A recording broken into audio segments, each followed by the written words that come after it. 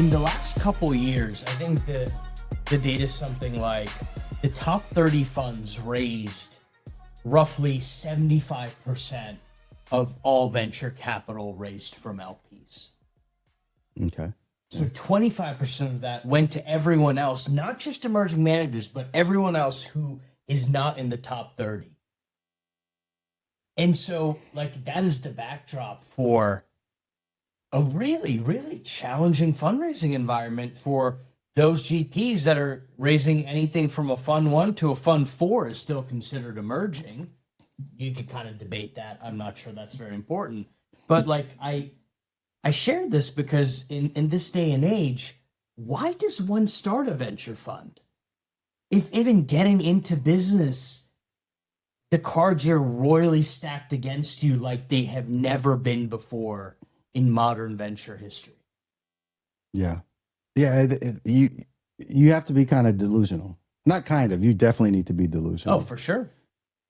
Which is a great trait of a founder as well that we would like to find. Exactly. You want somebody who is can see the problems before them, but have an expectation of like, I can assess all that information and I'm going to be the exception and I'm going to be successful.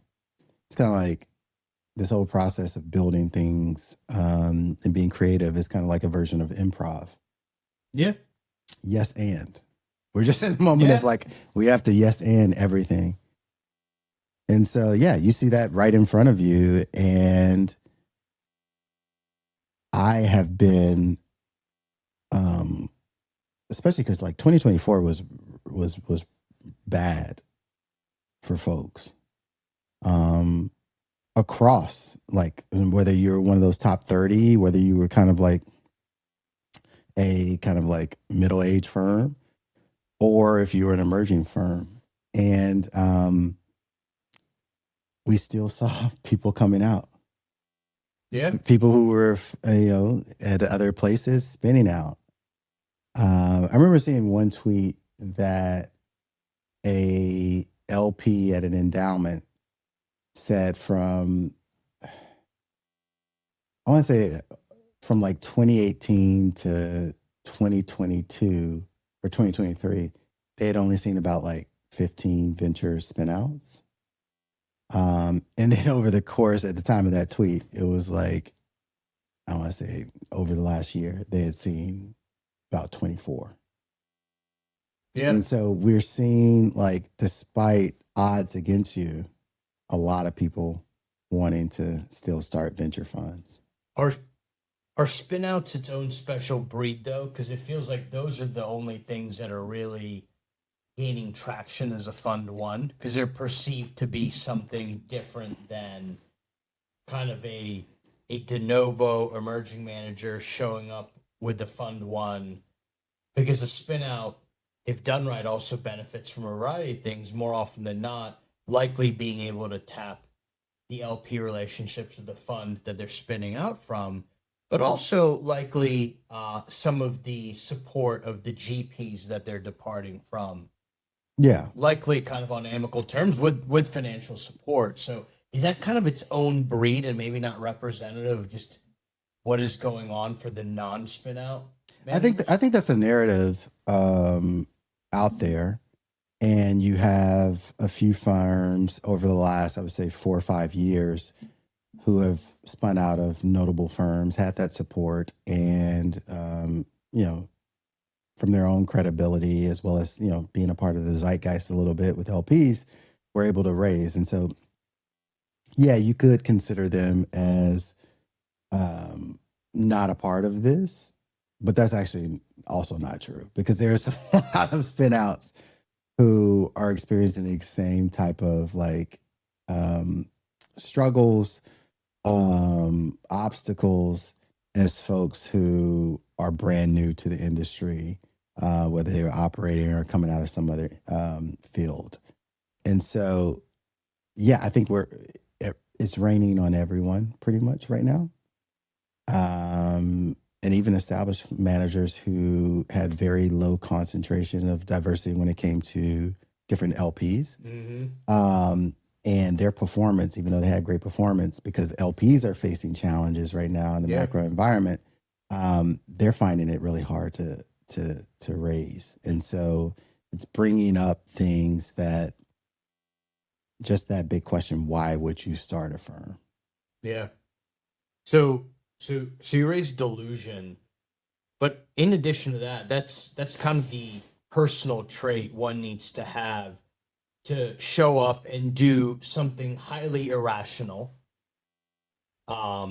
with the self-belief that you're going to go crush it. Yeah, I'm sorry. When you said highly irrational, I was just thinking about what we were talking about off camera. And so with that, like, break down some of the nuts and bolts, because you've done quite a bit of work on this, as to what does it mean to create a firm? What do you need? What are the similarities? What are the differences? Because when you say start a firm, 10 years ago, I thought of it like, I'm going to start the firm like a startup. We're going to move fast. We're going to break things. You don't need permission to go kind of solve problems or capture opportunity. There's a bit of that, but it's also much different than a startup in the traditional sense that we know and we invest in. But let's kind of unpack a bit of this together. Yeah, I think, and I'm definitely going to pull this thread and hear your story, because I think it'll be a great anecdote to compare of, like, with me building out in the open in public right now, and compared to like when you were building in 2015 and 2016. And so the way I've looked at it, whether, helping start firms, start practices, advising a number of LPs right now, what's needed is, in no particular order, you obviously need a vision and a why. Like, you really, really need a why you exist right now. Yep. And, through all the interviews that I've done and the other podcasts with allocators and talking to LPs, it's been kind of like beat in my head how important that why is. Because you'll hear stories, like, literally I heard this yesterday from an LP friend. She was telling me that another of her friends, who's also an allocator, was saying, I need another venture firm. Like, I need another bullet in my head. Great, right? That's uplifting, not depressing at all. So they're a dime a dozen. And so you really need to have the ability to share why your why is important, why it's not only important to me if I'm an allocator, why is it important for me to invest in you, but more importantly, why is your other customer founders, why is it important that you exist? So the why is, like, really critical. And in general, like, people should have more whys in their lives. I believe it was Nietzsche. It will correct me if I was wrong, but, like, it doesn't matter whatever the how is, you can overcome it with a strong why. I butchered that quote, but that's essentially what it was. Yeah. And so people and fund managers should have a why. Second, you need to have a clear understanding of what your differentiation is. And we can unpack that a little bit more. It's one of those words in venture, differentiation, that we always use, but we never provide any type of guidance on what that looks like, how somebody can find that. It's just kind of like, if you know, you know, if you know. And even the person who is kind of insinuating, if you know, they kind of don't know themselves. Right. And so as our industry has become more mature, we've seen this kind of like sterileness, monoculture of what differentiation is. And so it comes out in weird ways of, like, I'm different, yet my website looks exactly like everyone else's. My value add looks exactly like everyone else's. Yeah.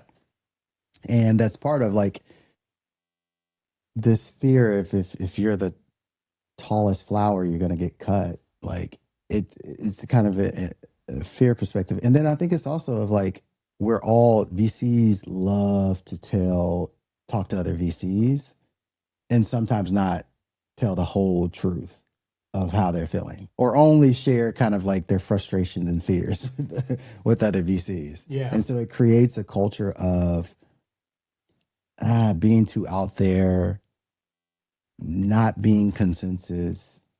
That's not going to do well for me. And or people come way out of the left field and say, I'm doing this because everybody else is wrong. And I think it's kind of this what I don't know. It kind of creates this dynamic where you're treating an open-ended essay test like it's a standardized SATs or ACTs. We're trying to create our answer of like why we exist, what makes us different, in anticipation of like what we believe LPs want to see. Rather than going bottoms up, doing the hard work, understanding where there's a need and a gap. There's also one needs to be intellectually honest whether they can fill that gap. Yeah. And if they can, being able to then go establish oneself in that manner rather than an exercise that might be more top down, if that makes sense. So continue with this like differentiation. I think it also gets diluted to the point of kind of the reasons that I mentioned before. But a way you were talking about the idea of kind of doing this bottoms up and identifying where there's opportunity, also being self-aware and seeing like if you have kind of this idea that we look for in founders with product market fit. The only other piece that I would kind of push to that as well is that I talk to VCs a lot, right? I talk to angels and everybody. So like individual venture capitalists are very different, even within firms. Yeah. Oh, totally. But for some reason, when we go out to speak to the world, given some of the pressures and ideas and like, oh, if I stand out too much, I might be wrong. We all sound the same. And it's not serving us well, because if you actually look at the small things that you do, I think a lot of times we kind of look for this idea of differentiation has to be like very drastic, right? When all of us might be some similar shade of blue, right? Mm-hmm. But it is different types of blue. And so what I try to ask people to do is like have conversations with, people you trust, VCs who speak openly, and they might identify what are those small things, because differentiation, in my opinion, comes from a compounding of all the different ways that you approach the craft. So that's outside of looking at the opportunity that you mentioned, outside of what fills the gap of those, and like the human nature of like, this is how Ernest diligence companies. This is how Ernest, once he sees the gap, actually executes on it. And if you're able to like actually do that, talk to other people and be like, oh, that's actually different. Now you know how to share your narrative. The way you do the various functions of venture in another way, as to, hey, like for example, at Dynamo, we have something called the 24-hour rule. Somebody emails you, reaches out, you have to respond within 24 hours. Doesn't mean you have the answer, but it has built kind of this culture and this reputation for being highly responsive. That's our way of doing work. Yeah. And it goes back to something we've said in prior episodes around being quick, but you're not in a hurry. Yeah. And so by responding 24 hours, there are many times where you say, hey, received your email, give us 24 hours more, or give us a few days because we want to go chat with another team member who spends more time. in order to make sure we're answering this as well as we can.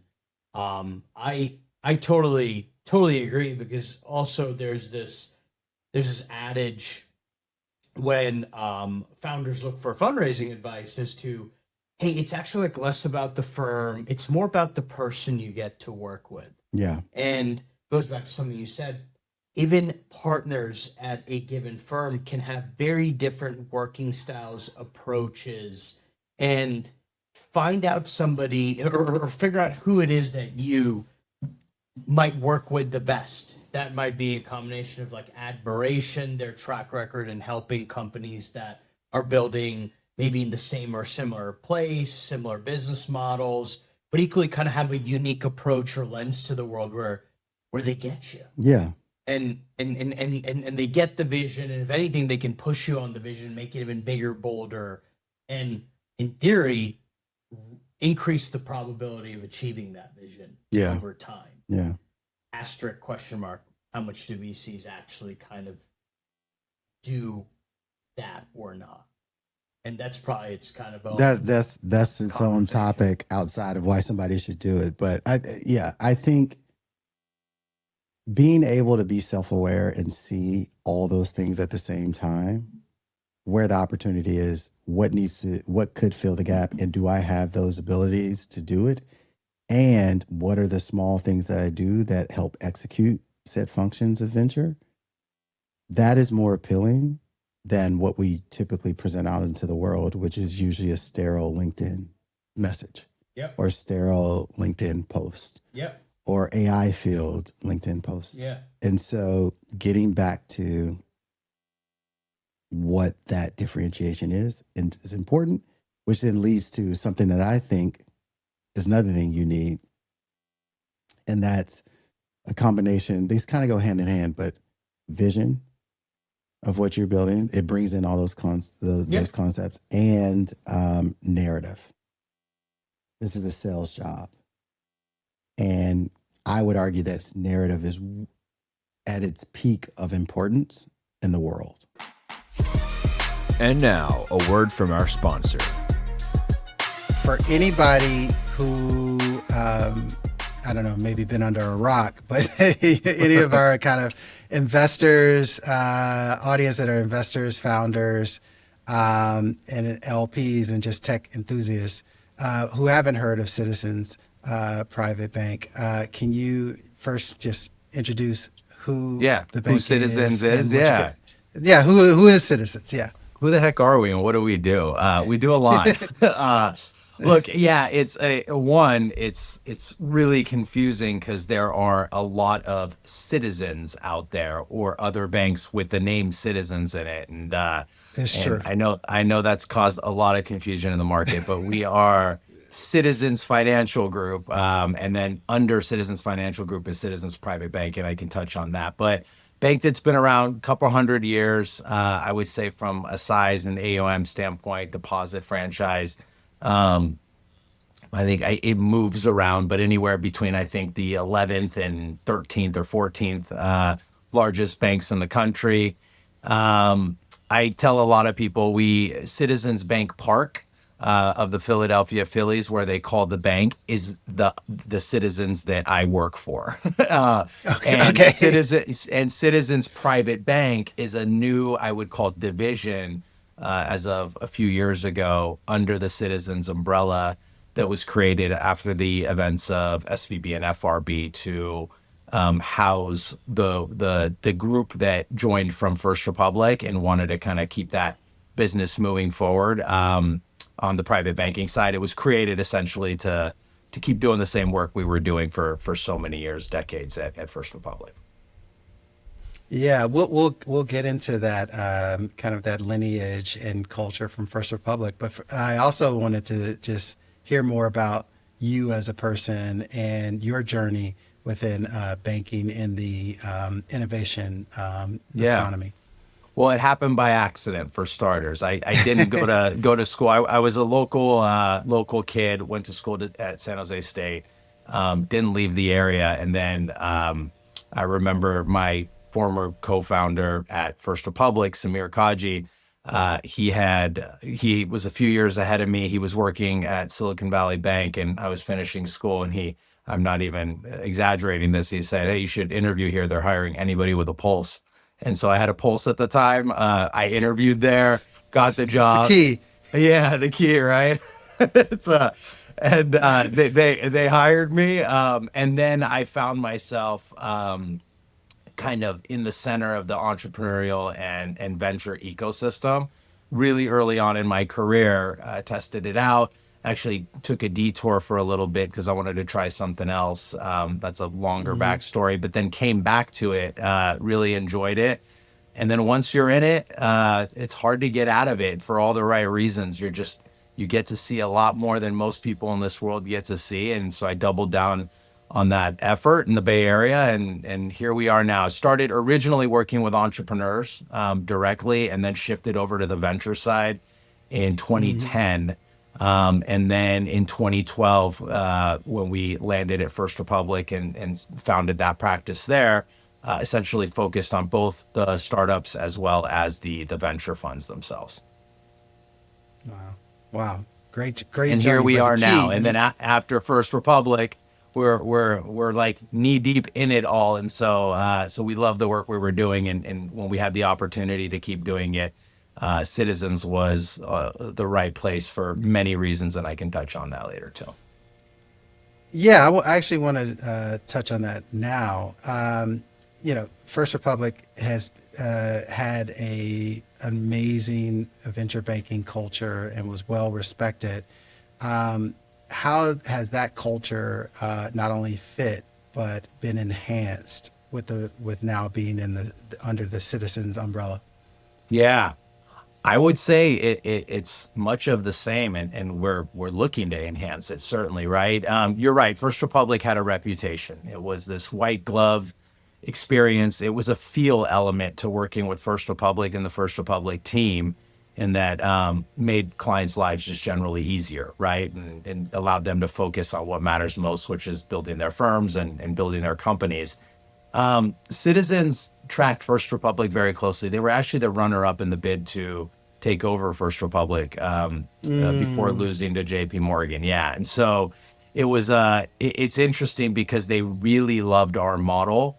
And when I knew First Republic was no longer going to exist, and I was evaluating where I was going to land, I spoke to over a dozen different banks in the country.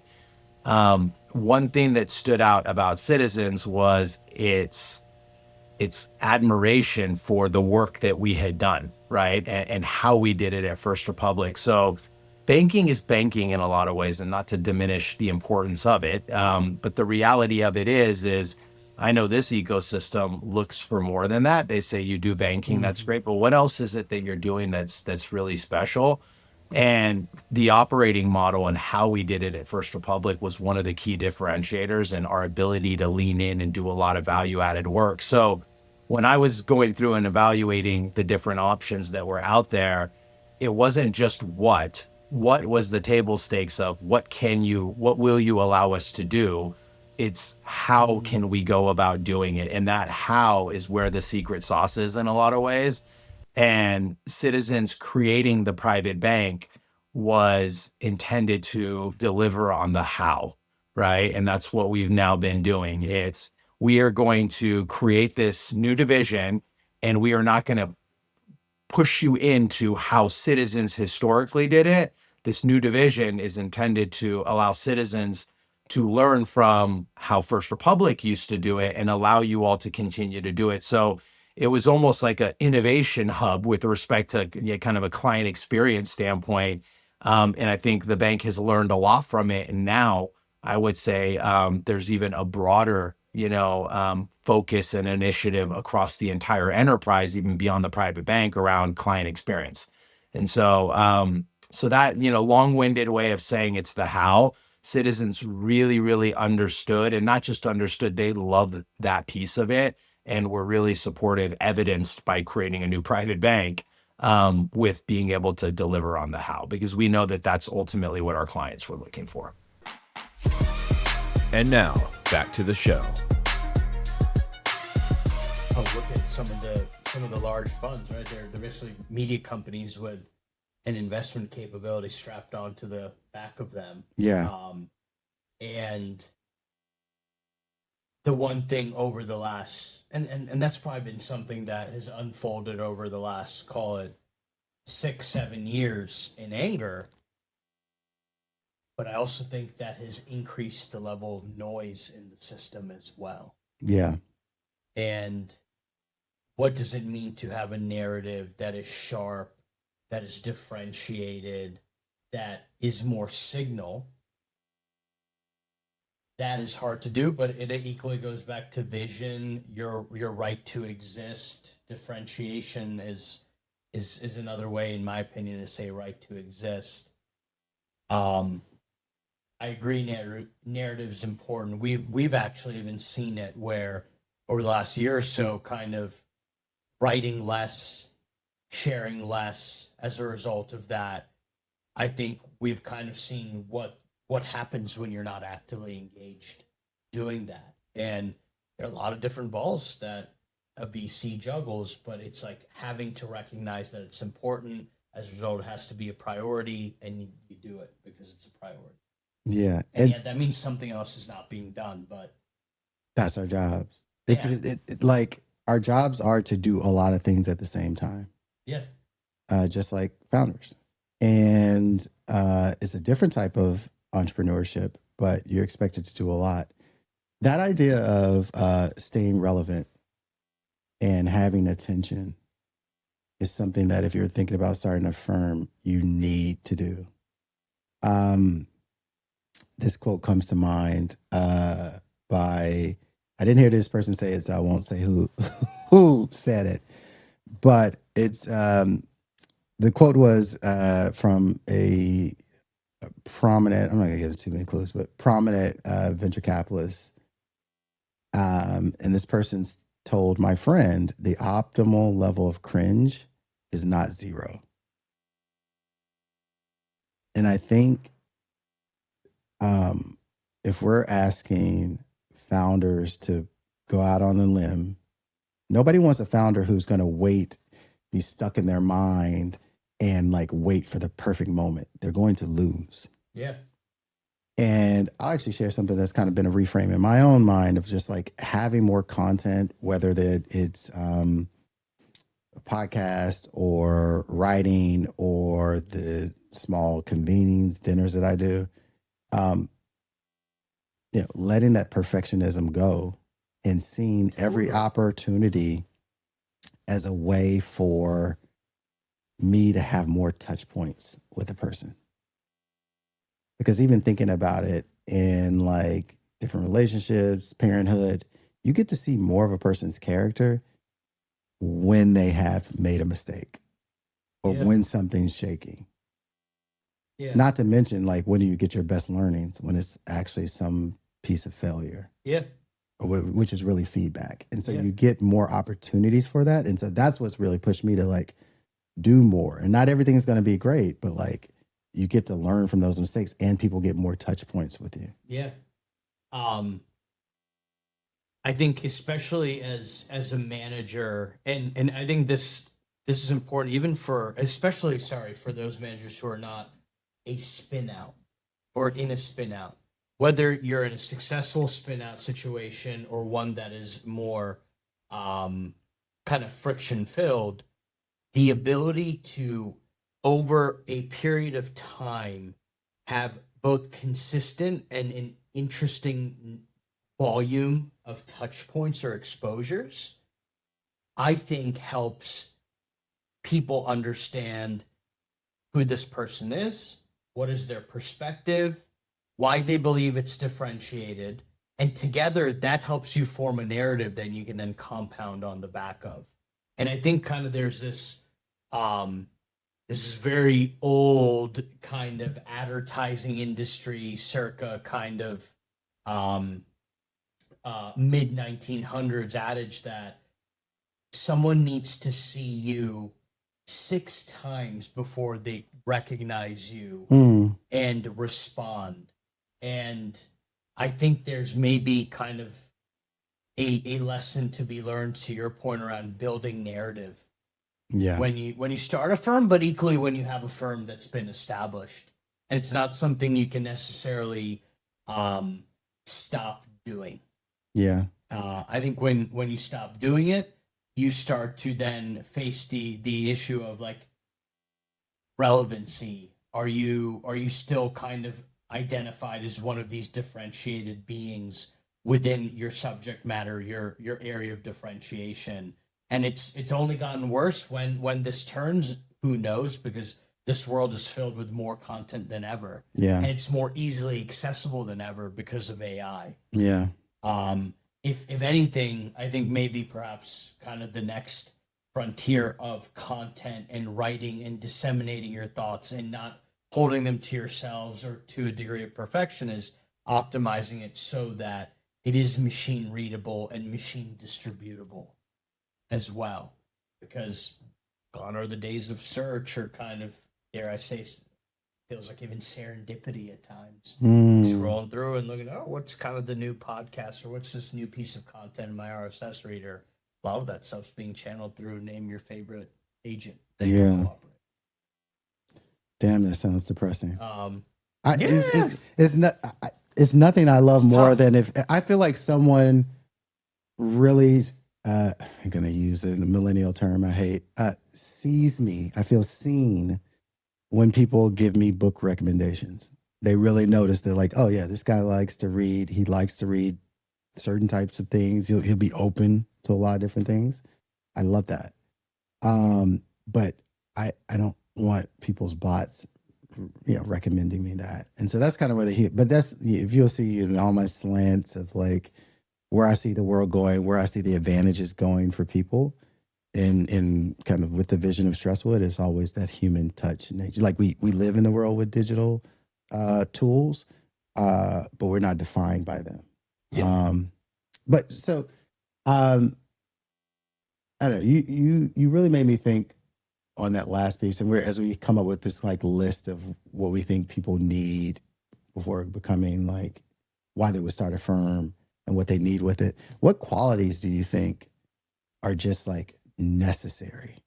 And which qualities do you think have been promoted or worked in the past that are kind of table stakes or not as critical? You mentioned something around delusion, and before kind of I layer on top of that, it was probably like 4 years into building Dynamo. My wife kind of looked at me casually and she's like, so like, you think you're like this is gonna work? And I looked up at her and I go, yeah.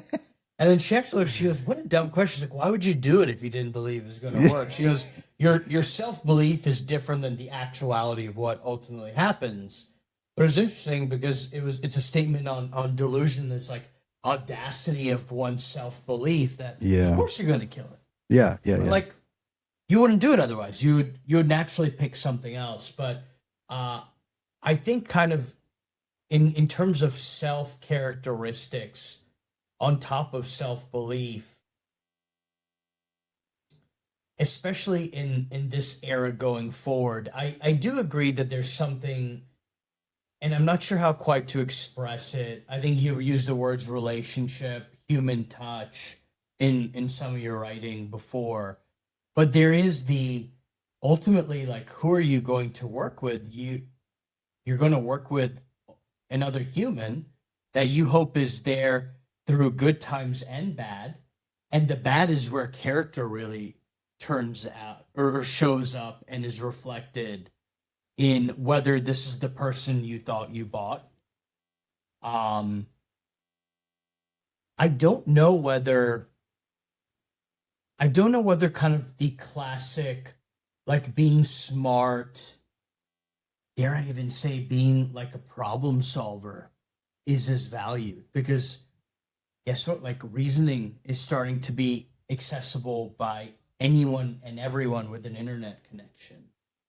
The thing that may not be as easy and goes back to relationships is oftentimes it's not a singular individual, as in a partner at a venture firm that a founder might interact with, that helps them solve something or gets a breakthrough. it's the network that that person avails Yeah. a founder to. And I think that's probably something that is underplayed.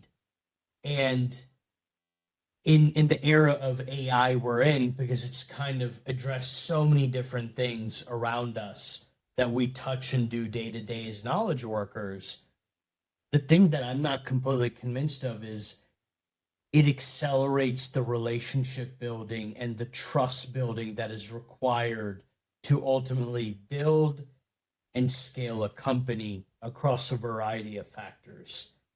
Getting the capital in, hiring the right people, empowering those people, holding them to account, customers especially. And that's what kind of ultimately was sitting behind this. I think that's kind of the relationship aspect of investment that I think will endure. Now, whether that we're in a period that LPs value that in the managers that they invest in, are we in a period where founders broadly value that when they choose who to take capital from?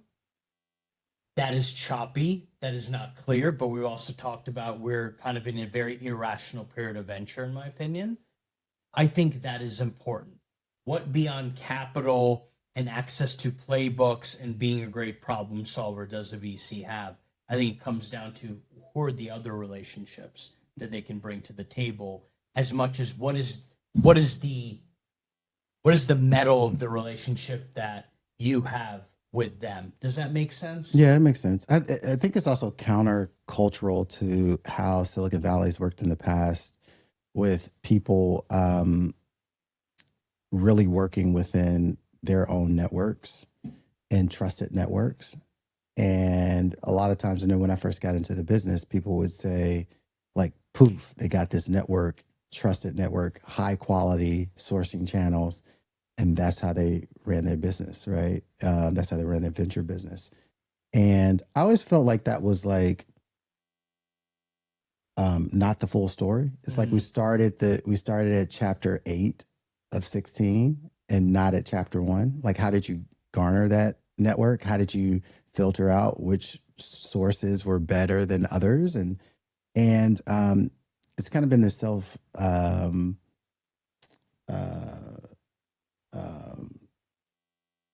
proclaimed prophecy that, like, oh, you either in the right networks and pools or you're not. And I think that worked in days when we have, like, hey, we're looking for specific smart experts.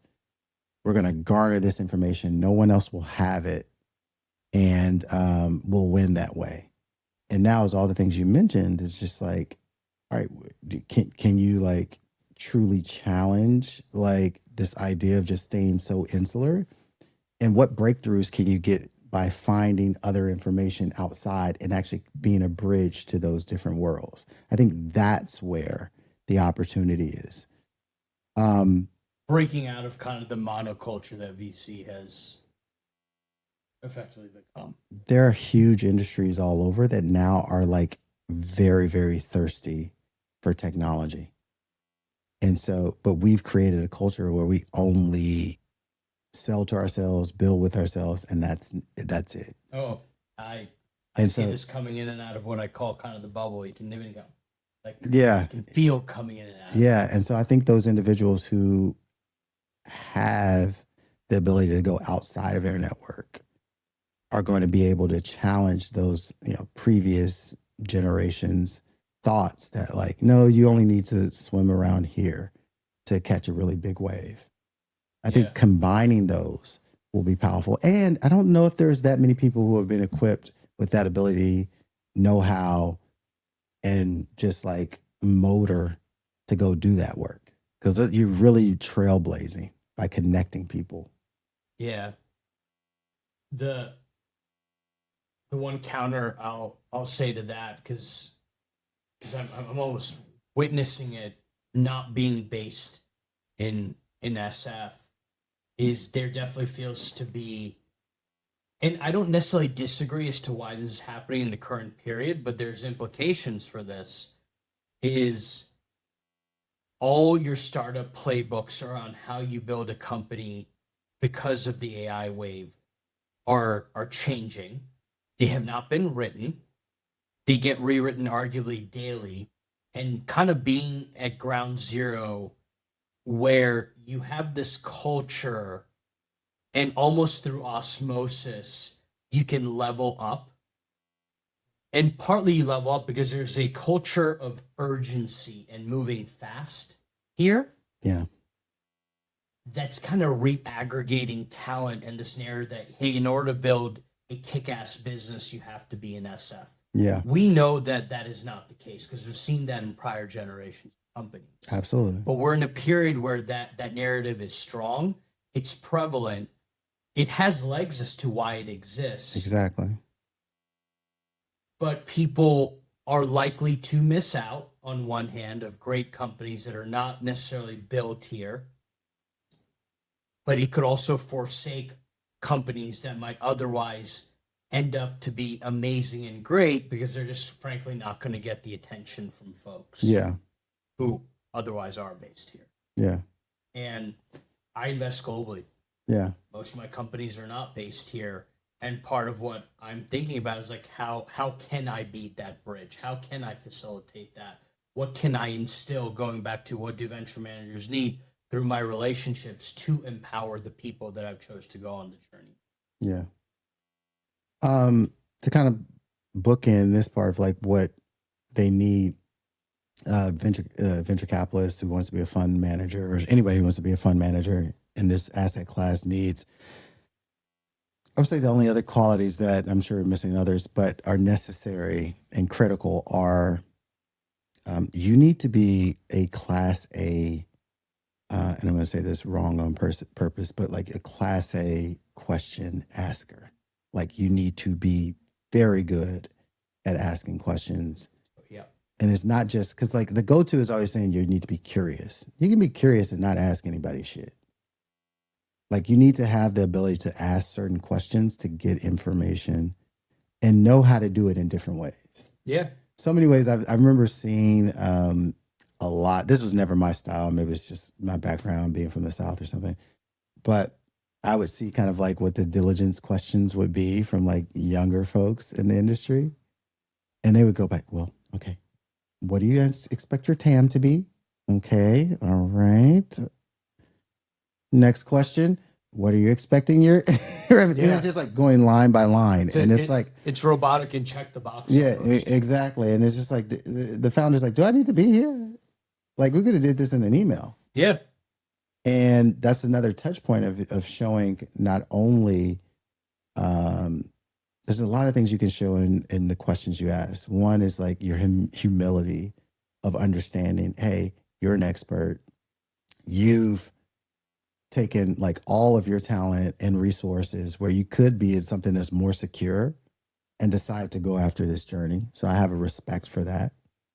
Two, it shows, hey, my understanding and curiosity about like your industry, your vision, and who you are as a person. And three, the bit of expertise you have in being able to coach, push thoughts. And a lot of times breakthroughs happen through just like the questions that you ask. Yeah. Where there's been times where I feel like, honestly, I didn't say anything to the founder and they're like, thanks, man, I got it. Thanks. You were really helpful. And I was like, I just asked questions. So that's the like that's a huge thing that you need to be able to have. I think with knowing how to ask good questions is actually, I think most of being a great investor is listening. Yeah. And I think there are a lot of folks who come in or desire to come into the industry and don't realize that. Because they might come in with a certain vantage point and set of experiences and want to share that and be value add. But that is probably like in 1 to 2% of situations where that is relevant. More often than not is being curious, but asking questions off of that curiosity. When you feel like you're not getting the answer, being able to reframe that question to kind of get to an end point where you feel like, okay, like I've satisfied that curiosity, but we need to kind of actively listen. I've equally kind of seen, just like you've kind of seen juniors go through a very robotic checklist fashion, where there are folks who sit in a room are asking questions, but then they start to just check out. And like how terrible is that for a founder whose hair is on fire? They have so many different balls to juggle, and they've taken the time out to spend an hour thinking that you're serious about their fundraise, but what you say and how you behave are at complete odds. And I'm somebody who strongly believes, don't worry about what someone says, because their actions are much louder. And that goes back to a bit of what you said, like, what is that relationship? Like, how do they approach their craft? Yeah. And that's very important as a manager, to understand how you approach your craft, because there's a cultural element to your firm. But the one thing we haven't touched on, and I think this is more important than ever, given how competitive the market is at all stages, is why do great people why do the people who are considered to be great builders and builders of great companies come to you, seek you out, or want you as a part of their journey, as a partner on their cap table? Mm-hmm. And I think being able to have a very clear, concise answer to that, in a differentiated answer to that, is important. Yeah. And I think that could be any number of things. Like, they're very human in the way that they work with their founders. They're very consistent. They uphold a frequency of contact in building the relationship, and tactically and strategically solving problems. They mobilize a network.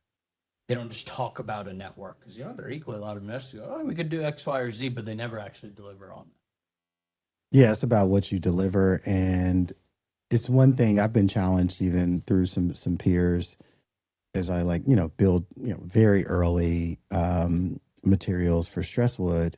They're like, this is great. Like the tagline of like wanting to build, like having this North Star of building the most analog firm in a digital age. But like, what does that actually, not what does that mean? How do you show it? It's one thing to tell us, but how you show it. And the way you show it is back to those things like experimenting and doing things and getting feedback. And so even on like, there could be a disconnect on what you assume is your differentiation, but having some self-awareness of like, what are people always calling you for? Or just asking your founders, hey, what have you appreciated about this? What do you want us to do more of? What have you really liked us doing to just keep tripling down on? Yeah.